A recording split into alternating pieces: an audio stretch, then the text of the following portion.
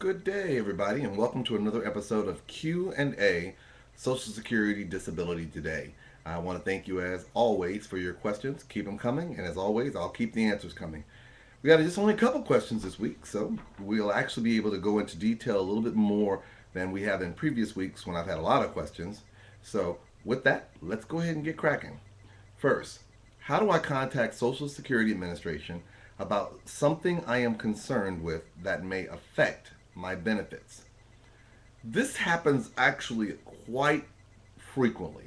Something goes on, whether it be you start feeling better, or maybe you get some money from a particular source, or maybe you go back to work or anything like that, and you know it's going to have it, or at least you believe it's going to have an impact on your Social Security disability or your SSI or whatever disability you're receiving from Social Security. So you get curious and you want to contact them, but of course, like most people who don't want to jeopardize what they have, you're a little worried about tipping your hand and possibly risking losing your benefits. Okay, there are two schools of thoughts on this.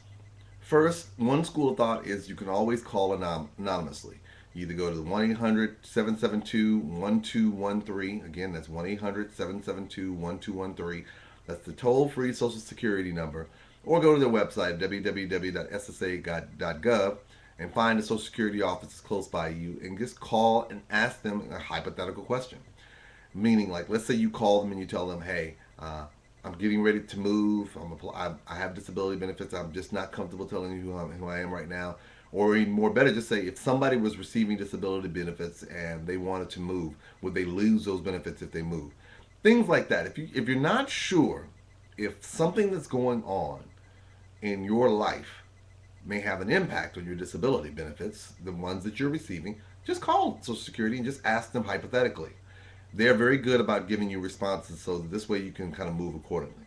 Now, the second part of this, in terms of the other school of thought, is you got to be smart, people, because some things are going to be found out regardless. So why would you let Social Security figure it out later, risking the possibility that you could harm your benefits when you could just tell them now? For instance, let's say you go back to work and you've been working 4 to 5 months, but you haven't told Social Security because you're worried that your benefits are going to be cut off. Well, I got news for you. When you apply for Social Security disability benefits, guess what number you use? That's right, your Social Security number. When you applied for a job and you're paid and they report your earnings, guess what number they're going to use? That's right, your Social Security number. So, guess who could easily find out if you're working? Right again, Social Security. So, there are going to be some times when it's probably going to be in your best interest to let them know ahead of time about something. So this way you know whether or not it affects your benefits or not. And for those people who call Social Security and you say, you know what, I'm going to go ahead and keep them apprised, don't just call. Send a letter, send it certified mail, and keep a copy for yourself. So if something ever comes up later, and this usually happens a lot in overpayment cases where they say they've talked to somebody at Social Security and they never know who they talked to. They just said they talked to somebody who said their benefits will be fine. This is how you protect yourself, by having something you can refer to later. So that's the first thing. Now, let's go on to our second question. Have I ever dealt with someone being videotaped as part of a fraud investigation? Yes, I have. Situations like this usually comes up because most people don't realize that Social Security has a fraud unit under the Office of Inspector General. If they have reason to believe that someone is committing Social Security fraud, whether it be through the application process or whether they're on it already, yes, they have units that investigate it. And yes, I have had that happen. Let me tell you how it normally happens, or at least for me. I'm representing somebody, helping them get their disability. Something has occurred, whether it be a third party has called Social Security and say this person they've observed doing something fraud. They basically, the person says their back hurts. Well, I saw them out there picking up a tree, or maybe you've got a person where one person says, "Oh man, they can barely get out of bed in the morning," and another person says, "Well, I see them jogging all the way down the street." That's what we call inconsistency.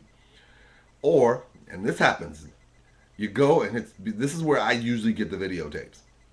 You go to an evaluation by Social Security saying that a condition affects you. Let's say you say your back hurts and your knee hurts and you need a cane. This is what happened to me, at least one time. The person came there, they walked up there with the cane and their back was hurting and they sat down, they were in a lot of pain. Somewhere in the records, they were alerted to the fact that there was some inconsistency. So what they did is they started videotaping the person. So they videotaped the person coming out of the car, videotaped the person coming up to the office. The person had the cane and he walked the entire time, did his appointment. When his appointment was over, when he walked out the building, when he thought he was free and clear, guess what? That lovely cane that he was walking with previously was on his shoulder as he was strolling out to his car. And I was blown. And they followed him from the car. He drove to the grocery store, left the cane in the car, went inside, grocery shop, came out with 5 bags of groceries, and then he then proceeded to go home and carry the groceries and the cane in on his hands. Now, some of you may say, how did you work around that? Simple. I didn't. There was nothing I could do. We tried to argue, we argued it down. Unfortunately, he lost the case because they had a lot of footage on him being so inconsistent. He tried to clean it up because he tried to say that there were days where he was doing better, and that just happened to be one of them. But unfortunately, what hurt him was that he walked up to the place with a cane and then walked out just chilling. So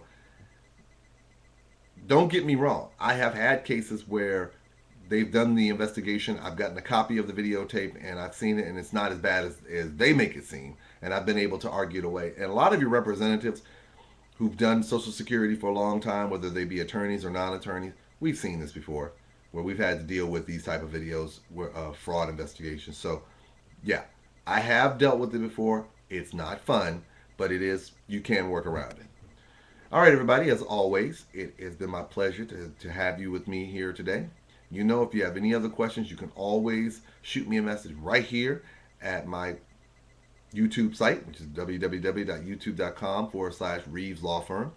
You can always check out my blog because I try to keep up to date information on there as well at legalbeat.anthonyreeves.com. You can always go to the Reeves Law Firm website at www.reevesfirm.com. Anything I can do to keep you up to date, and as always, I look forward to your future questions. See you back here again next week. Have a wonderful week. I hope this information helped you out, and have a blessed day.